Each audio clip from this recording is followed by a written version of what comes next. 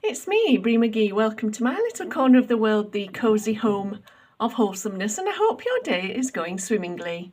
During today's Breeze, we'll be discussing how did he manage it. So let's get started. Now, I have 3 cats, and I've always had several pets. For most of my life, I've had more than one pet. And at one bit, I think the most I've had was 7. So I know what it's like to manage several animals at a time, and it's not easy, let me tell you. It's very difficult at times. I always kid around saying that when they're asleep, it's the nicest part because it's so peaceful. But I'm not really kidding, because it is the most peaceful part of the day when they're all asleep.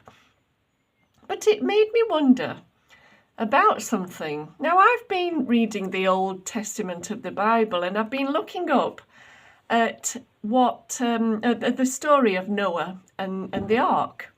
And of course, every animal and bird of every type and species, there was 2 of each on the ark.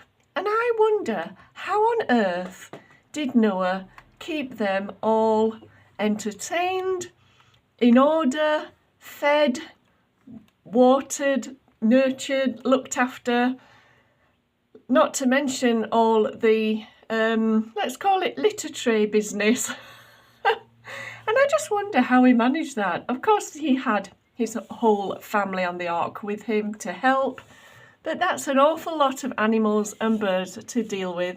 And I wonder how he orchestrated that mammoth task of taking care of them all.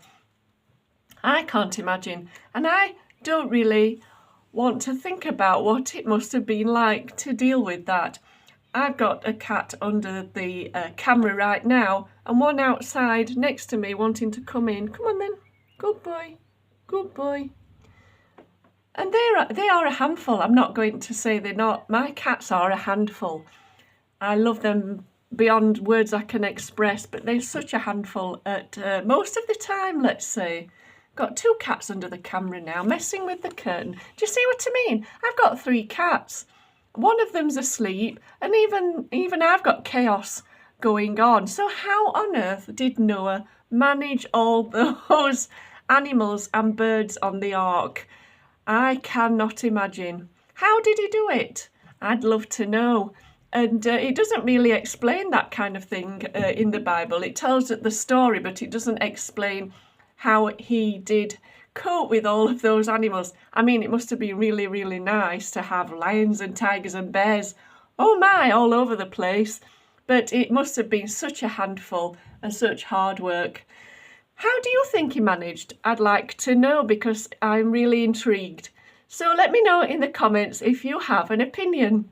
Well, I'd better get going. Thank you for watching. Have a wonderful day. And from my corner of the world to yours, cheerio, and mind how you go.